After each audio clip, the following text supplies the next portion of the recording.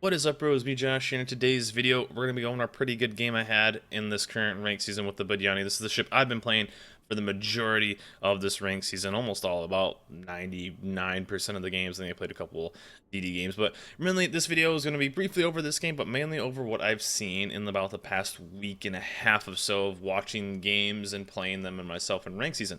Now, I've recently just got to tier 6, if you guys have ever watched me play, or tier 6 to rank 6, and if you guys have ever seen me play ranked or ever seen my streams, I tend to take rank season very, very slow. I'm not in a rush to get to rank 1. I know a lot of people are already rank 1 now, both I think on NA and EU. But I tend to take this season pretty slow. I think rank season is something you should take slow because it is very, very salt-inducing. Rank season is the only game mode where there is instant either gratification or in your face you messed up and you need to work twice as hard to get it back. So if you are playing rank season, just a little disclaimer: take your time, set goals for yourself. I always joke, get a rank a day, and if you get there, take a break. If you're feeling good, keep playing, but if you are getting super salty, it's going to show in your play, and you're going to end up doing more negative than you will positive, and you're just going to go down the kind of rank slippery slope of just throwing away stars with pretty poor play.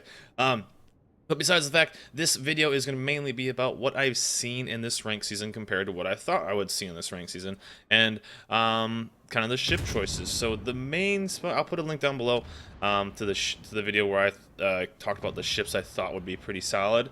But cruiser-wise, I think I basically was right. Honestly, the two main cruisers I've seen almost this entire season are the Bidyani and the Cleveland. Cleveland being heavily favored. Well, not heavily favored, but heavily the #1 cruiser I've seen, with a little spice of Leanders every once in a while. But honestly, for me, I am absolutely loving the Bidyani. It is my ship I will be ranking out with, and I will be playing a lot. This thing is an absolute beast. I'm running inertia fuse on it.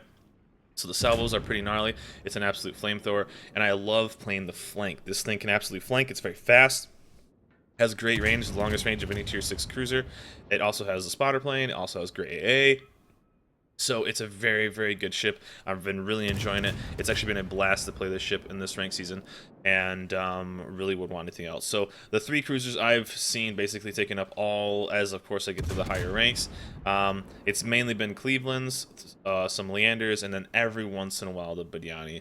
I think the Bidyani is a great ship. The thing about it is everyone's playing very, very tanky. Of course, there we go. Down goes a Fubuki to a Farragut Torp. So that's always the interesting one. But this ship does a really, really good job at what I kind of do here is kind of finding the right angles and pinging things at basically max range. The downside of the Clevelands that I play against is that I can just basically beat them 1v1 because all you have to do is get to about 13-14 kilometers away, and the Bidyani is so accurate compared to the Cleveland. Cleveland can't do anything, and you'll just burn them to the ground. So I'm absolutely enjoying the Bidyani. I think it's a blast. It's very troll. It's a great ship to do flanks, which I love doing, and really throw off an entire team. Although you have to be very careful because there are lots of battleships. But really, this season is potentially the most bipolar season I have seen in a long time. What kind of ends up happening is most seasons get into a current meta, and you'll kind of see a very repetitive team loadout, repetitive ship makeups, repetitive ships. This season is all over the place. You will go through a series of CV games where CVs are being on each team, and then you'll go into a game that has 4 battleships, and then the next game you'll go into a game that has 4 cruisers, and the next thing you'll see a game with 4 destroyers, and sometimes you'll see games with no destroyers, and sometimes you'll see games with no cruisers, and I have not seen any consistency at all when it comes to this season. It is all over the place, and I don't know if you guys have kind of seen the same thing as me, but really all over the place. And right here, this is where you can just absolutely obliterate Clevelands, even at 10 kilometers. This is how most Clevelands are playing right now. They're playing very, what I would say, quote-unquote tanky, as in like a World of Tanks call out. But they play kind of behind the island. They have the arcs, and this is when the Bidyani just absolutely smashes them.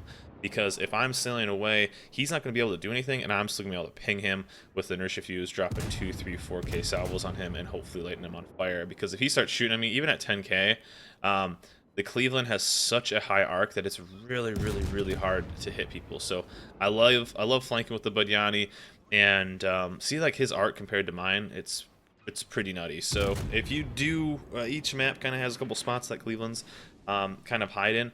So there's nothing. I like making pushes and really good kind of moves in this ship because it's so rewarding, and being able to kind of throw that that gun at the enemy at different angles and making their whole team kind of flip. I mean, it's been an absolute blast. So but this is kind of what I do with this ship. This is the major flanks to kind of go for, because at max range, even with the spotter plane, it's super accurate. But yeah. Anyways, this season to me has been very interesting. I have enjoyed it because I'm playing a ship I tend to not play. I tend to play destroyers. I think destroyers are really good carry ships. And this is one of the first seasons I will actually rank out playing solely a cruiser. Now, there's nothing wrong with, let's say, the destroyers at tier 6. I just don't like playing them because the ships I've been seeing do really well. I just don't really find that fun. I don't find tier 6 destroyers that fun. And I think the strongest ships I've been seeing, actually, which kind of surprising me, is I think the Farragut's been doing very well. The Farragut does a really good job at being an anti-DD/support ship. US Smoke is super strong in this tier because of how many battleships there are, and basically you're gonna have no competition when it comes to guns versus guns once at this tier. With a little bit higher detection at 6.6, you do get spotted first, so you have to be very careful. If you play it slow, and then a lot of destroyers with the gunboat are kind of running RPF as well, so it's helping them maybe break that distance gap that an IGN DD would have at 6.1 or a Nevi or something like that. But lots of Fubukis this season.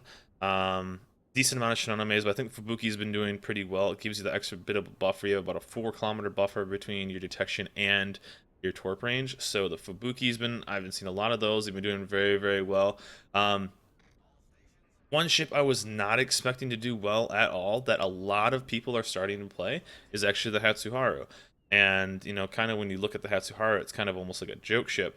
But it's doing very well with people who know how to play IGN ships, because its detection is lower than everything else at the tier. I think it has a 5.8 detection when you're fully kitted out with the right captain. So you're running basically a almost a high tier DD detection with 5.8. You're gonna outspot everything. You still have 10-kilometer torps. Your guns are decent. It's kind of Fubuki level guns, but you only have 2 sets of torps. But if you outspot everything, you give your team that chance to shoot. So the Hatsuharu is actually making some waves.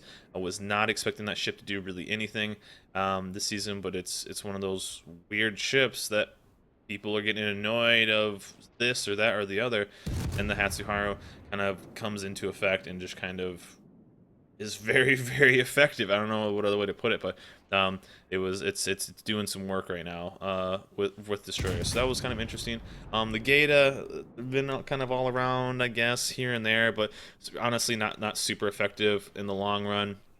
Navid, same thing, not really effective in the long run.